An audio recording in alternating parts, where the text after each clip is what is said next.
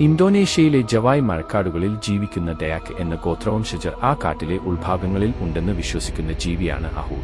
കുരങ്ങന്റെ മുഖവും ദേഹം നിറയെ രോമങ്ങളും ഉണ്ടകണ്ണുകളും വലിയ നഖങ്ങളും വവ്വാലിന്റെ ചിറകുകളുമുള്ള ഒരു വലിയ ഭീകരജീവിയാണ് ഇത്. പണ്ട് വവ്വാലുകളും കുരങ്ങുകളുമൊക്കെ ഉണ്ടാവുന്നതിനു മുൻപ് ഉണ്ടായ ജീവിയാണ് അഹൂൽ എന്നാണ് വിശ്വാസം.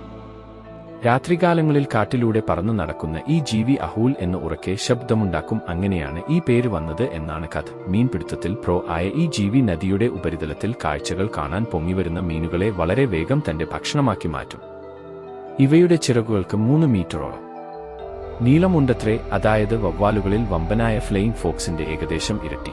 പക്ഷിശാസ്ത്രജ്ഞനും പ്രകൃതിശാസ്ത്രജ്ഞനുമായ ഡോക്ടർ ഏണസ്റ്റ് ബാർട്ട്ൽസ് 1925 ജാവയിലെ സാലക് പർവ്വതനിരകളിൽ വെച്ച് ഈ ജീവിയെ കണ്ടെന്നു അവകാശപ്പെടുന്നുവെങ്കിലും അദ്ദേഹത്തിന് ലോകത്തിനു മുന്നിൽ അത് തെളിയിക്കാൻ കഴിഞ്ഞിട്ടില്ല. യാതൊരു ഭൗതിക തെളിവുകളുമില്ലാത്ത ഈ അവകാശവാദം ശാസ്ത്രലോകവും അംഗീകരിക്കുന്നില്ല. നിങ്ങൾക്കെന്ത് തോന്നുന്നു? അഹൂൽ സത്യമോ മിഥ്യയോ?